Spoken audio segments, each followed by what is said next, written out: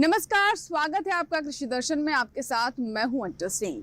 वर्तमान महामारी के इस दौर में भी हमारे किसानों ने कृषि के क्षेत्र में अतुलनीय योगदान दिया है। किसान भाई बहनों को समर्पित अपने इस कार्यक्रम कृषि दर्शन में इसीलिए हम आप तक पहुंचाते हैं ऐसी जानकारियां जिससे हमारे किसानों के आर्थिक विकास को बल मिल सके। तो चलिए शुरुआत करते हैं आज के कृषि दर्शन की। सबसे पहले बात विज्ञान और किसान की, उसके बाद कृषि स्टार्टअप और अंत में फार्मिंग इंडिया। सबसे पहले नजर विज्ञान और किसान पर। कृषि बाजार व्यवस्था ग्रामीण विकास, रोजगार और साथ ही साथ आर्थिक तरक्की के लिए बहुत जरूरी है। इस व्यवस्था में समय समय पर बदलाव भी होते रहे हैं ताकि हमारे किसानों के जीवन में सकारात्मक बदलाव आ सके। तो आइए जानते हैं कि समय समय पर इस व्यवस्था में किस तरह के बदलाव आए। सबसे पहले नजर इसी पर।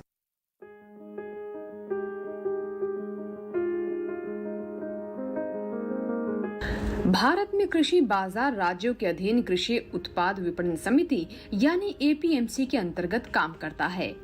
एपीएमसी अधिनियम राज्य सरकारों को कृषि बाजार यानी मंडियां स्थापित करने की शक्ति देता है। इस अधिनियम के मुताबिक किसान सिर्फ मंडियों में ही कृषि उपज बेचने के लिए बाध्य हैं। यहाँ बिचौलिए यानी आढ़ती होते हैं जो किसानों और व्यापारियों के बीच फसल खरीद के सौदे कराते हैं। इस काम के बदले आढ़तियों को किसानों और व्यापारियों दोनों से कमीशन मिलता है। लेकिन कई बार मंडियों में फसलों के भाव बहुत नीचे चले जाते हैं। किसानों को कम भाव के श्राप से बचाने के लिए केंद्र सरकार ने न्यूनतम समर्थन मूल्य यानी एमएसपी की व्यवस्था की है।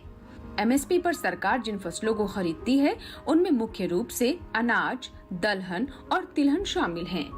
बड़ी संख्या में किसान इस तरह की मंडी व्यवस्था से संतुष्ट नहीं थे और समय समय पर इनमें सुधार की मांग उठती रही थी। भारत में अब हर हाथ की पहुंच मोबाइल और इंटरनेट तक होती जा रही है। इसी बात को ध्यान में रखते हुए केंद्र सरकार ने साल 2016 में राष्ट्रीय कृषि बाजार की घोषणा की। ये एक तरह से फसलों की ऑनलाइन बिक्री का प्लेटफॉर्म है जहां किसान घर बैठे ही अपनी फसल का सौदा सीधे व्यापारियों को कर सकते हैं।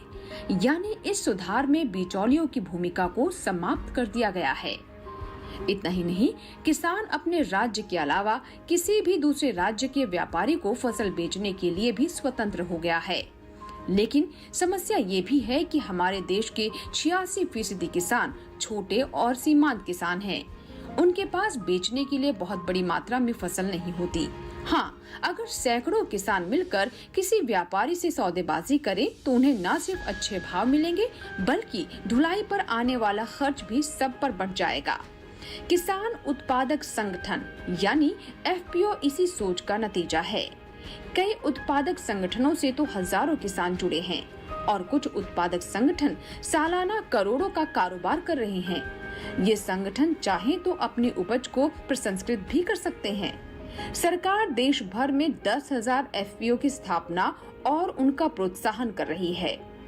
इसके अलावा किसानों को यातायात की मार से बचाने के लिए केंद्र सरकार ने साल 2018 में 22,000 ग्रामीण हाटों को मंडियों में तब्दील करने का फैसला किया।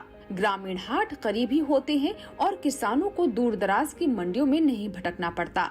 इसी तरह पिछले साल 3 कृषि कानूनों के माध्यम से एक बार फिर कृषि विपणन व्यवस्था में सुधार की कोशिश की गई। इन कानूनों में एक देश एक कृषि बाजार की बात कही गई है, यानी अब किसान देश में कहीं भी फसल बेचने के लिए स्वतंत्र हो गया है। साथ ही इनमें कॉन्ट्रैक्ट फार्मिंग को भी जोड़ दिया गया है, यानी किसान सीधे व्यापारी से अनुबंध करके खेती कर सकता है और वही व्यापारी उसकी फसल खरीद लेगा। यानी किसान सीधे व्यापारी से अनुबंध करके खेती कर सकेगा और वही व्यापारी उसकी फसल खरीद लेगा। मिट्टी की जांच किसानों के लिए उतनी ही महत्वपूर्ण है जितनी कि सही फसल का चुनाव करना। जी हाँ, सही समय पर मिट्टी की जांच कर उसके पोषक तत्वों की कमी के बारे में अगर किसानों को जानकारी मिल जाती है तो उसकी पूर्ति कर वो अच्छी फसल ले सकते हैं। सरकार भी इस दिशा में लगातार कदम उठा रही है और इसी के चलते मृदा स्वास्थ्य कार्ड की शुरुआत की गई। क्या कुछ विशेष है इसमें, आइए जानते हैं।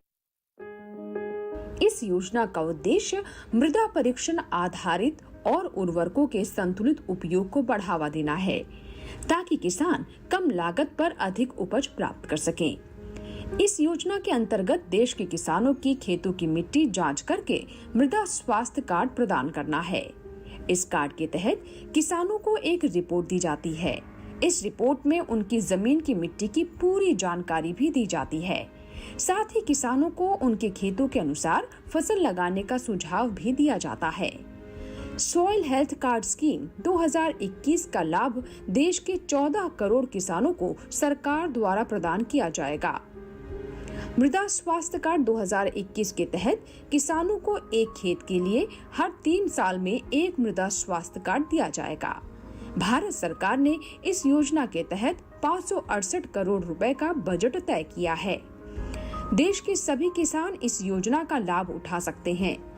बीते वर्षों की बात करें तो केंद्र सरकार द्वारा मृदा स्वास्थ्य कार्ड वितरण के पहले चरण वर्ष 2015 से 2017 में 10.74 करोड़ कार्ड और दूसरे चरण यानी वर्ष 2017-2019 में 11.69 करोड़ कार्ड वितरित किए गए।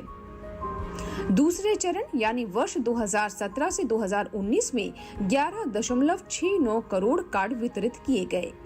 इन कार्डों की सहायता से किसान अपने खेतों की मृदा के बेहतर स्वास्थ्य और उर्वरता में सुधार के लिए पोषक तत्वों का उचित मात्रा में उपयोग करने के साथ ही मृदा की पोषक स्थिति की जानकारी प्राप्त कर सकते हैं।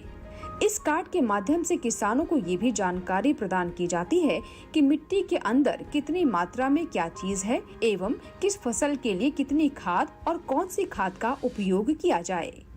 मिट्टी जांच में सबसे पहले अधिकारी आपके खेत की मिट्टी के सैंपल को इकट्ठा करते हैं।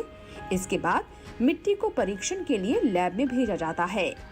वहां विशेषज्ञ मिट्टी की जांच करते हैं और मिट्टी के बारे में सभी जानकारियां प्राप्त करते हैं। मिट्टी के सैंपल की ताकत और कमजोरी की सूची बनाई जाती है। यदि मिट्टी में कुछ कमी है तो उसके सुधार के लिए सुझाव भी दिए जाते हैं। जांच रिपोर्ट को एक-एक करके किसान के नाम के साथ ऑनलाइन अपलोड किया जाता है, जिससे कि किसान अपनी मिट्टी की रिपोर्ट जल्द से जल्द देख सके और जानकारी हासिल कर अपनी मिट्टी में सुधार कर सके। इस प्रकार इस योजना की मदद से किसान मृदा परीक्षण करवाकर अपने खेत की मिट्टी का प्रकार आसानी से पता लगा सकते हैं, जिससे उन्हें मिट्टी की गुणवत्ता के अनुसार फसल उगाने में आसानी तो होती ही है, साथ ही साथ अच्छी खेती कर वे ज्यादा मुनाफा भी हासिल कर सकते हैं। इस योजना को किसानों की आय में वृद्धि करने एवं खाद के उपयोग से मिट्टी के आधार और संतुलन को बढ़ाने के उद्देश्य से आरंभ किया गया था। सरकार सॉइल हेल्थ कार्ड योजना के माध्यम से किसानों के उपज में बढ़ोतरी और उनकी आय दुगनी करने की आशा रखती है। इसी के साथ ही यहाँ वक्त हुआ एक छोटे से ब्रेक का। ब्रेक के बाद जब वापस आएंगे तो बात करेंगे कृषि स्टार्टअप की। आपकी मुलाकात करवाएंगे पद्मश्री सम्मान से नवाजे गए सुभाष पालेकर से। छोटा सा ब्रेक, कहीं मत जाएगा, देखते रहें कृषि दर्शन।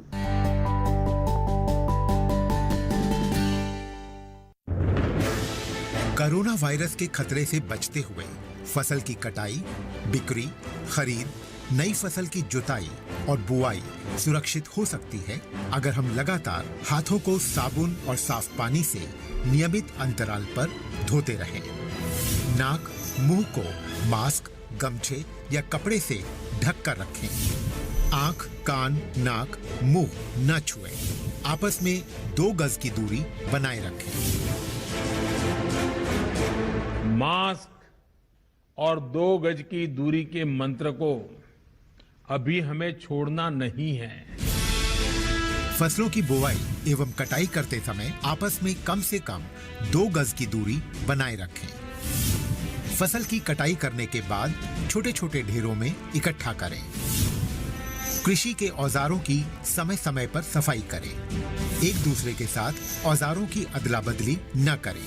श्रमिकों के शौचालयों और हाथ धोने की जगह की ठीक से सफाई जरूरी है। बुआई, कटाई एवं मड़ाई के दौरान इस बात का ध्यान रखें कि इन स्थानों के आसपास कोई थूके नहीं। कंबाइन, हार्वेस्टर, थ्रेशर, जुताई और बुआई की मशीनों को इस्तेमाल से पहले साफ करें। मशीनों के इस्तेमाल से पहले और इस्तेमाल के बाद हाथ साबुन से साफ करें। वाहनों, बोरियों, थैलियों और पैकिंग के दूसरे सामान की साफ सफाई पर भी खास ध्यान दें। खरीद केंद्र पर आने से पहले किसानों एवं श्रमिकों की जांच। खरीद केंद्रों पर भीड़ न लगाएं एवं किसानों को बारी बारी से बुलाएं। गोदामों पर खरीदी हुई फसल को लेने में शीघ्रता करें ताकि किसानों एवं श्रमिकों को रुकना ना पड़े। कोरोना के खतरे से बचाव और अधिक जानकारी के लिए आरोग्य सेतु ऐप डाउनलोड करें। देश में खाद्य सुरक्षा के ये सिपाही भोजन की निरंतर उपलब्धता को सुनिश्चित करते हैं। किसान स्वस्थ रहें तभी हम कोरोना वायरस से जीत पाएंगे, आगे बढ़ पाएंगे। किसान सबल, देश प्रबल।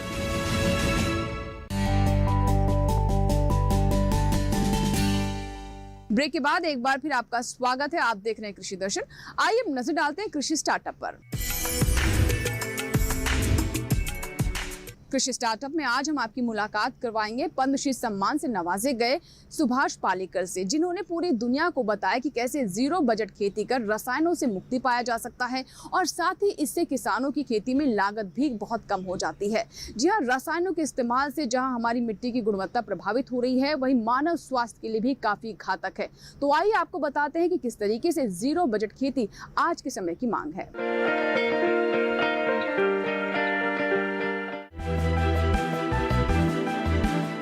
सुभाष पालेकर एक भारतीय कृषक एवं कृषि विशेषज्ञ हैं। इन्होंने शून्य बजट प्राकृतिक कृषि का आविष्कार किया है और ऐसी तकनीक विकसित की है जिसमें कृषि करने के लिए न ही किसी भी रासायनिक कीटनाशक का उपयोग किया जाता है और न ही बाजार से अन्य औषधियाँ खरीदने की आवश्यकता पड़ती है। इन्होंने भारत में इस विषय पर कई कार्यशालाओं का आयोजन किया है। सुभाष पालेकर का जन्म वर्ष 1949 में भारत में महाराष्ट्र के विदर्भ क्षेत्र में बेलोरा नाम के एक छोटे से गांव में हुआ था। इन्होंने नागपुर से कृषि विषय में स्नातक की डिग्री प्राप्त की। कॉलेज की शिक्षा के दौरान वो सतपुड़ा आदिवासी क्षेत्र में जाकर उनकी समस्याओं के बारे में आदिवासियों के साथ काम करते थे। पढ़ाई के बाद वर्ष 1972 में वो अपने पिता के साथ कृषि करने लगे। उनके पिता एक किसान थे, लेकिन कॉलेज में रासायनिक कृषि सीखने के बाद इन्होंने भी रासायनिक कृषि करना शुरू किया। वर्ष 1986 से 88 के दौरान सुभाष पालेकर ने जंगली वनस्पतियों का अध्ययन करना शुरू किया। तब इन्होंने पाया कि जंगलों में एक स्व-विकसित, स्वपोषित और पूरी तरह से आत्मनिर्भर प्राकृतिक व्यवस्था विद्यमान है। जंगलों में एक पारिस्थितिकी तंत्र है जिन पर वनस्पतियों का विकास होता है।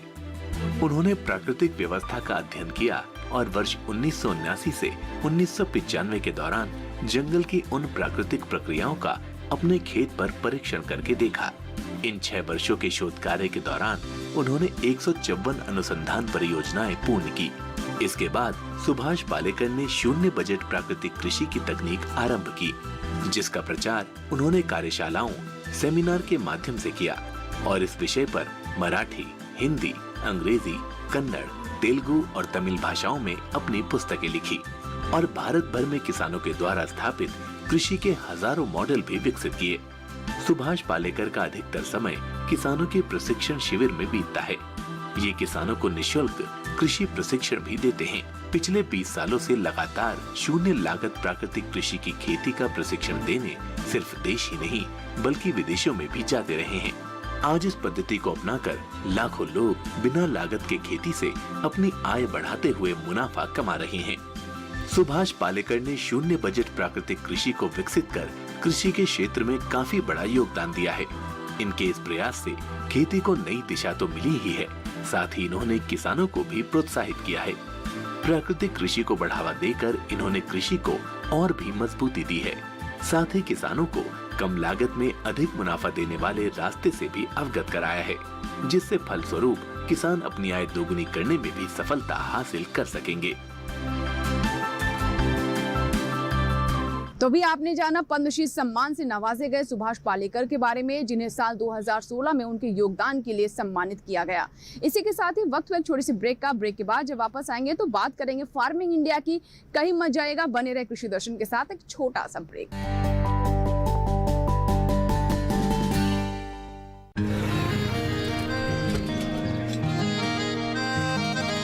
क्या बात है भाई, आजकल तो काफी खुश नजर आ रहे हो। क्यों ना हूँ, अब मैं ऑर्गेनिक खेती जो कर रहा हूँ ये पूरा प्राकृतिक है, ऑर्गेनिक है। इसमें हमारे खेत, हमारी फसल और हमारी जेब सब फायदे में होते हैं और इसमें लागत भी कम है।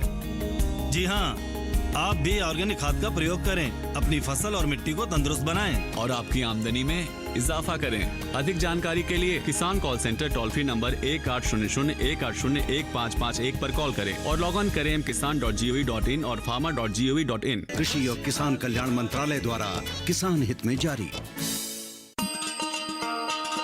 किसान भाइयों गांठ बांध लो, गांठ बांध लो, बात बहुत है काम की, समृद्धि के पैगाम की। मिट्टी के मिजाज को समझो, मिट्टी के हर राज को समझो, मिट्टी की तुम जांच कराओ, मुफ्त सॉइल हेल्थ कार्ड ले जाओ। कभी मुनासिब बीज लगाओ, सही किस्म की खाद ले आओ, जितनी जरूरी उतनी डालो, सही मात्रा खुद पहचानो, इसको अपना मंत्र बना लो, मिट्टी की सेहत को जानो। बात बहुत है काम की, कम लागत अधिक वरदान की, किसान भाइयों गांठ बांध लो। आज ही मिट्टी की जांच कराएं, राज्य सरकार के कृषि अधिकारी से संपर्क करें और मुफ्त में सॉइल हेल्थ कार्ड पाएं। कृषि और किसान कल्याण मंत्रालय द्वारा किसान हित में जारी। ब्रेक के बाद एक बार फिर आपका स्वागत है। आप देख रहे हैं कृषि दर्शन। आइए अब नजर डालते हैं फार्मिंग इंडिया पर, जिसमें हम बात करते हैं कृषि जगत की तमाम हलचलों की। आज के दौर में हमारे किसान पारंपरिक खेती के साथ कुछ ऐसा करना चाहते हैं जिससे उनकी आय में वृद्धि हो सके, और ऐसे में हमारे युवा किसानों के लिए मधु व्यवसाय एक अच्छा विकल्प है। जी हाँ, कैसे हमारे युवा इससे जुड़ सकते हैं और उनकी आय में वृद्धि हो सकती है, और खेती पर भी इसके किस तरह के सकारात्मक प्रभाव होते हैं, आइए जानते हैं।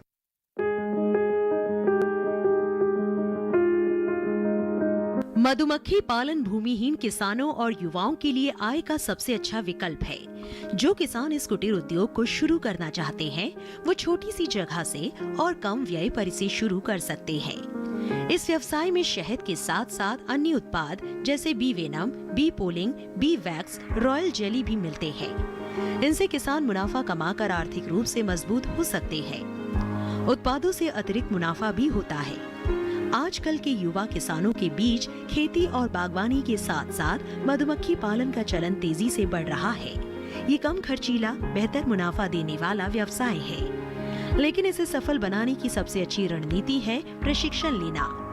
प्रशिक्षण के दौरान युवाओं को छोटी से छोटी लेकिन जरूरी जानकारी दी जाती है। राष्ट्रीय मधुमक्खी बोर्ड की तरफ से ऐसा ही एक कार्यक्रम दिल्ली से लगे तिगीपुर गांव में आयोजित किया गया। इस 7 दिवसीय प्रशिक्षण कार्यक्रम में प्रशिक्षणार्थियों को न सिर्फ जानकारी दी गई, बल्कि उन्हें प्रायोगिक तौर पर भी मधुमक्खी पालन सिखाया गया। जहां एक और किसान अपनी आय बढ़ाने की पुरजोर कोशिश में लगे हुए हैं, वहीं सरकार भी किसानों के आत्मनिर्भर होने के लिए हर संभव प्रयास कर रही है। ऐसे में मधुमक्खी पालन एक सुलझा हुआ रास्ता साबित हो सकता है। कि हनी एक ऐसा क्रॉप है, हनी एक ऐसा फार्मिंग है, ऐसा एग्रीकल्चर एक्टिविटीज़ है कि इसमें न समय लगता है, न ज़मीन लगता है, न पैसा लगता है।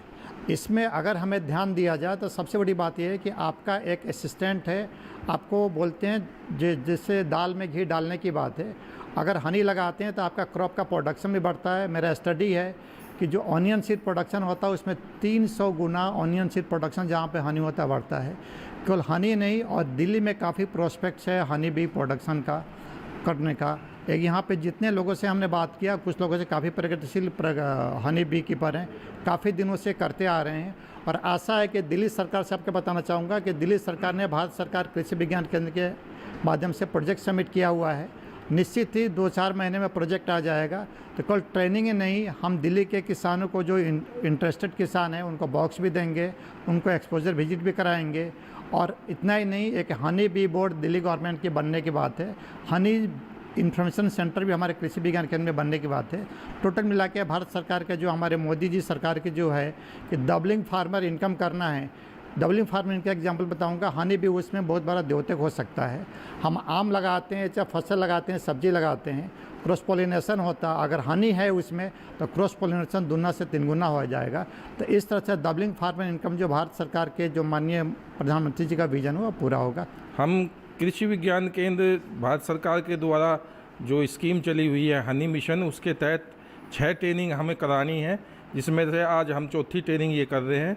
और विभिन्न किसान भाई जो हैं आसपास के गाँव के, शहर के, दिल्ली के अंदर से भी बहुत लोग इसमें आए हुए हैं जो ट्रेनिंग जो ले रहे हैं। और इनका उद्देश्य ये है कि हमारा भी उद्देश्य ये है कि ये जो नए लोग हैं, नवयुवक हैं, ये अच्छे से ट्रेनिंग लेकर सीख है और फिर मधुमक्खी पालन का कार्य करें, क्योंकि मधुमक्खी एक ऐसी व्यवसाय है कि जिसमें ना तो खेत की ज़रूरत है, ना इसमें जो है किसी चीज़ की अन्य ज़रूरत है। इसमें एक बार आप पैसा लगाते हैं शुरुआत में, उसके बाद जो भी उत्पाद हैं इसके, चाहे वो शहद है, चाहे वो वैक्स है। किसान खेती के साथ साथ एक अतिरिक्त रोजगार का उसको अवसर मिल सके, तो इस विषय में मधुमक्खी पालन, जो कि खेती के साथ का एक अन्य विषय है, इस पे हम लोग प्रशिक्षण आयोजित करते हैं। तो इस प्रशिक्षण कार्यक्रम में हम लोग उनको, जैसे आपने कैसे लगाना है, मधुमक्खी के बक्से कैसे हैं, पूरी आपको कहेंगे कि प्रैक्टिकल यानी कि करके सिखाना, वो जानकारी दी जाती है, ताकि ये, क्योंकि कॉपी किताब वाली जानकारी नहीं होती है, क्योंकि प्रैक्टिकल प्रशिक्षण होता है, तभी हमारे किसान भाई या हमारे युवक युवती हैं वो सीख पाएंगे। ये हमारा उद्देश्य रहता है। तो इसके दौरान हमें सिर्फ उसको कैसे आपने पालना है, कैसे रखना है, यही नहीं, और उसमें जो उत्पाद लेने हैं वो आपने उत्पादों का कैसे आपने उनका प्रसंस्करण करना है। जैसे मधुमक्खी पालन से काफ़ी उत्पाद प्राप्त होते हैं। सिर्फ वैसे हम मानते हैं कि सिर्फ शहद मिलता है, नहीं, शहद के अलावा और भी बहुत सारे उत्पाद हैं जो कि मिलते हैं। जैसे आपका वैक्स है, यानी कि मोम, इस मोम का इस्तेमाल कॉस्मेटिक इंडस्ट्री, पेंट, इनमें बहुत ज़्यादा होता है, तो इसका बाज़ार वैल्यू काफ़ी है। तो 1000 रुपये अगर बात करें तो 1 किलो का जो वैक्स है वो 1000 रुपये किलो तक की रेंज में जाता है। तो इस ऐसे इस्तेमाल है। फिर प्रोपेलिस, ये भी एक आपका मधुमक्खी द्वारा ही दिया गया पदार्थ है, जो कि जिसका भी काफ़ी कहेंगे कि दवाई के उद्योग में काफ़ी इस्तेमाल है और इनका बाज़ार काफ़ी अच्छा है अगर हम इस काम में जाएंगे तो। फिर एक आता बी वेनम, यानी कि मधुमक्खी का जहर। अब कहेंगे कि जहर कैसे इस्तेमाल होता है? जहर का इस्तेमाल है कि जो हमारी अर्थराइटिस या घुटनों की बीमारियां जो होती हैं उनको ठीक करने के लिए मधुमक्खी के जहर से इंजेक्शन बनाया जाता है, ताकि घुटनों की जो बीमारियों का जो दर्द है वो ठीक हो सके।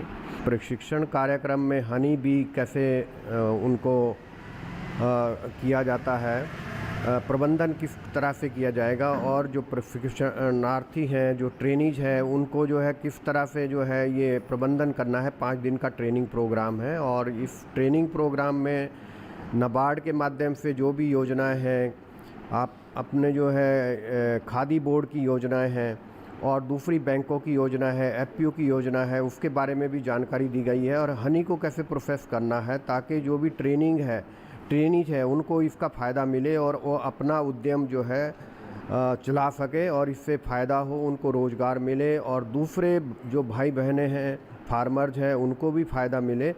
तो ये एक बहुत ही अच्छा कार्यक्रम है और इससे जो है डेफिनेटली जो भी ट्रेनीज है उनको फ़ायदा होने वाला है और उनकी जो भी समस्या हैं, जो भी उनके प्रॉब्लम्स हैं, उनको सॉल्व किया जाएगा। डॉक्टर राणा बहुत ही अच्छे से ट्रेनिंग दे रहे हैं और प्रैक्टिकल भी इसमें करवाएंगे और जो यूनिट्स हैं वहाँ ले जाएंगे। और इससे मेरे को लग रहा है कि ये ट्रेनीज जो है काफ़ी हद तक जो है ये अपना उद्यम जो है हनी प्रोडक्शन का उद्यम करेंगे। और हनी बी प्रोडक्शन जो एक बहुत ही मोदी जी का हनी बी मिशन के माध्यम से एक टारगेट है गवर्नमेंट ऑफ इंडिया का, इसको ये एक ट्रेनिंग प्रोग्राम जो है उस डायरेक्शन में हम पहुंचने का एक बहुत ही अच्छा उत्तम साधन है। आज का दौर स्मार्ट किसान, स्मार्ट कृषि और स्मार्टफोन का है। हमारे बहुत सारे किसान कृषि संबंधी ऐप्स को डाउनलोड करते हैं और खेती किसानी से संबंधित तमाम जानकारियां ऐसे ऐप से हासिल करते हैं। इसी सिलसिले में आज हम आपको बताएंगे ई-नैम मोबाइल ऐप के बारे में। नेशनल एग्रीकल्चर मार्केट यानी ई-नैम भारत सरकार द्वारा प्रवर्तित एक Akhil Bharatiya electronic trading portal है। नेशनल एग्रीकल्चर मार्केट कृषि जिंसों के लिए एकीकृत राष्ट्रीय बाजार बनाने के लिए मौजूदा मंडियों को नेटवर्क करता है। इतना ही नहीं, ये ऐप व्यापारियों द्वारा दुरुस्त बोली लगाने और किसानों तक पहुंच को सुनिश्चित करता है। इसी के साथ साथ व्यापारियों के स्मार्टफोन पर किसानों और अन्य हितधारकों के लिए संबंधित जानकारी पहुंचाना भी इस ऐप के कार्यों में शामिल है। ई-नाम मोबाइल ऐप व्यापारियों द्वारा बोली लगाने की सीमित सुविधाओं और ENAM पर व्यापार से संबंधित सूचना देने के लिए जारी किया गया है। ई-नाम ऐप के जरिए व्यापारियों के लिए सीमित कार्य उपलब्ध हैं। व्यापारी व्यापार के लिए उपलब्ध स्लॉट के लिए बोली लगा सकते हैं। इसके अलावा एक नई बोली दर्ज कर सकते हैं या अंतिम बोली का मूल्य बदल सकते हैं। इसी के साथ ही आज के कृषि दर्शन में फिलहाल इतना ही। कृषि दर्शन आपका अपना कार्यक्रम है। अगर आपके कोई सुझाव है, आप अपनी बात हम तक पहुंचाना चाहते हैं तो आप हमें ईमेल कर सकते हैं, हमें पत्र भी लिख सकते हैं। हमारा ईमेल पता है krishidarshan@gmail.com। पत्र लिखने के लिए हमारा पता नोट कर लें। कृषि दर्शन, कमरा नंबर 58, CPC, दूरदर्शन, खेलगांव, नई दिल्ली 110049। आप अब हमारा ये कार्यक्रम हमारे YouTube चैनल पर भी देख सकते हैं। DD किसान के YouTube चैनल से जुड़ने के लिए इस QR कोड को स्कैन करें और हमारे सभी कार्यक्रम हमारे YouTube चैनल पर देखें। हमारे इस चैनल को सब्सक्राइब करें और अपने मनपसंद कार्यक्रम लाइक भी करें। इसी के साथ ही यहाँ लेंगे आपसे विदा, लेकिन आप बने रहे दूरदर्शन किसान के साथ। नमस्कार।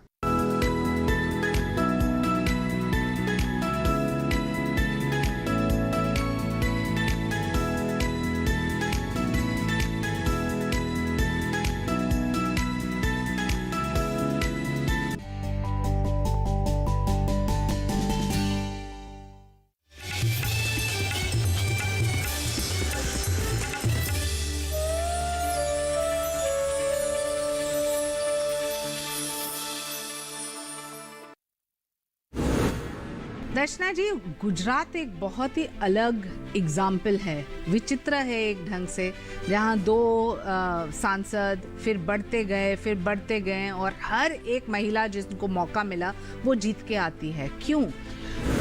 नरेंद्र भाई ने जब पहली बार टिकट दिया ना सबको, तब भी ऐसा था। जहां उनका बेस होता है ना, 7 MLA बीजेपी विन होते हैं, वहीं महिला को टिकट देते हैं, जो हर एक कम्युनिटी से थे, हर एक क्षेत्र से, जो अपने अपने फील्ड में और अपने अपने राज्य में कुछ न कुछ ऐसी ज्ञाति से जुड़ी थी कि जहां से उनको पहली बार लाया गया।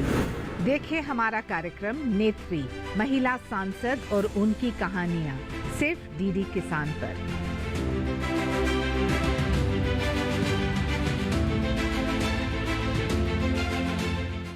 गंगा बेसिन में स्थित 400 हेक्टेयर में फैला सरसई नावर वेटलैंड एक प्रसिद्ध पक्षी अभयारण्य है, यानी बर्ड सैंचुरी।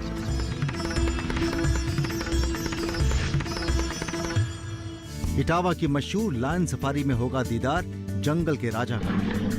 देखेंगे कैसे इटावा में यमुना को साफ कर रहा है नमामि गंगा। लूंगा मजा खीर मोहन का, कुरकुरे और तीखे मंगोड़ों के साथ। जाऊंगा खूबसूरत पंचनदा, जहां होता है एक अनोखा संगम।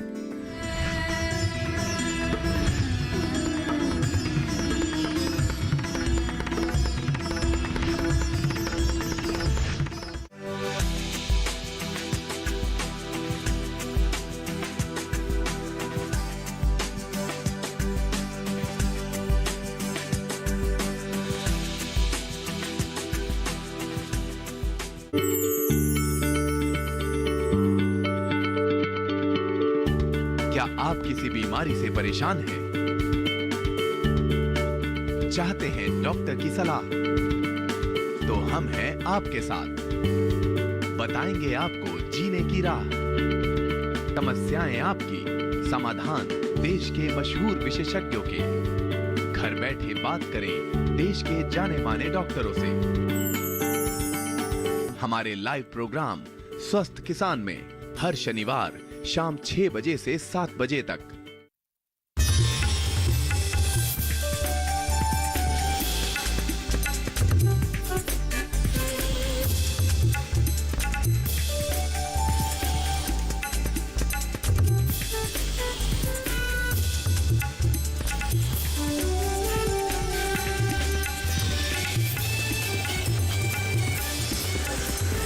DD किसान, बदलते भारत की शान।